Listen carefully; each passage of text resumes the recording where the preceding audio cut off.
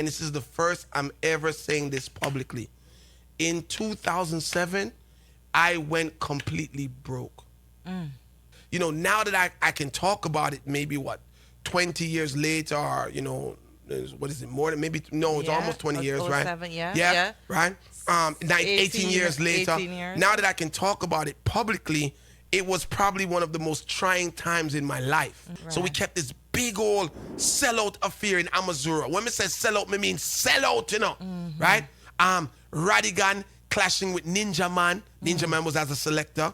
And Beanie Man as a selector clashing with Tony Mataran. That was the kick, the high, rum up the place, and it was what it was.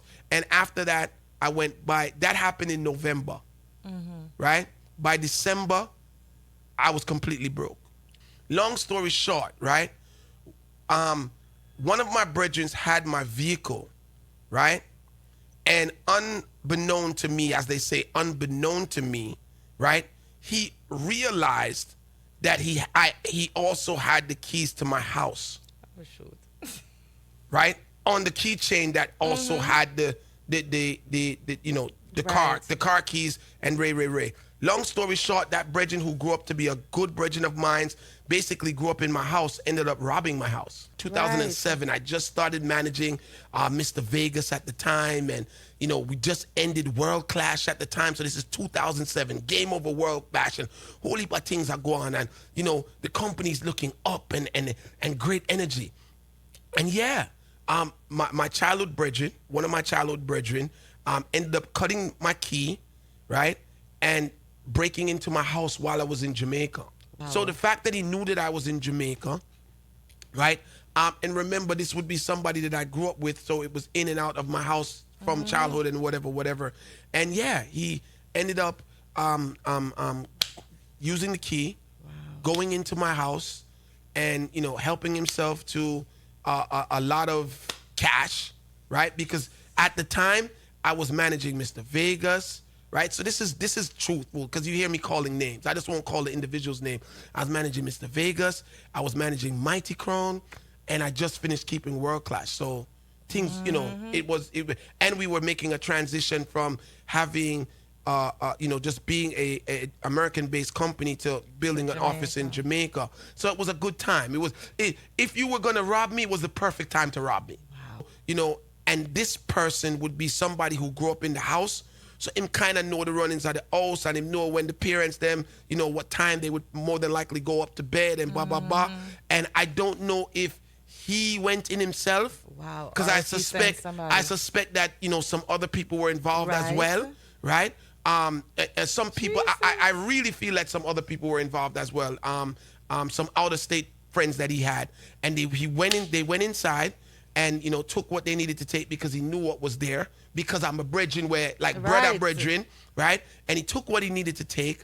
And yeah, this is somebody of those who know us from young youth that come up in the music, they would know exactly who I'm talking about, because this is someone where me and them, everywhere you go, you would see us together. I got on the phone right away. This is true story. I got on the phone right away, right? And I called Vegas, because them time that me and Vegas was like, you know, really close. And I got on the phone and called Vegas and said, yo, somebody robbed my house while I was away. Vegas jumped into a taxi. There was no Uber at the time. Reached over my house, and one of my other brethren from college, junior college, Ronald, and we all standing there with, so my mom, my dad, my sister, Vegas, and Ronald, and me. We're all standing there looking at this whole. Like it's gonna come. It's the first time I'm publicly talking about it. I lost all of that money. Wow. So since that time, I learned to start separating my keys, just in case. That's where it comes from now. So in 2007, after a successful run with World Clash, we had to start over from scratch. Wow. I had to start over from scratch. When I say no, you had to find the money. When I said no, when I said no money, when I said no money, nothing at all. I had to start over from scratch, and find back the people their money. Right? And you got to understand, this is the time when Vegas had hot work and take away yourself, and bookings are coming left and right. You understand? And you have to still keep doing what you're doing. Mighty Crown hot like fire. Right? And Irish and Chin is like we doing it. And right at that time, we making that transition to Jamaica. And in order to set up shop in Jamaica, you need money. Right. So Wow. I had to just work and just be all over the place in order to, overcome that situation. And when I say trying times in my life, I mean trying times in my life. Because, I mean, like, those people who know me as youth, we all grew up in the streets. Right. That was just, we were street youth. That sound man are usually street man, we were, so, you deal with things in a different manner. But then when I looked at all of the fame and everything that came after that incident, I just gave thanks that it was dealt with in the way that it was dealt with. And after that situation and speaking to my mom, I realized that if you work hard enough, you can make it back. Of course. And it's just money. It's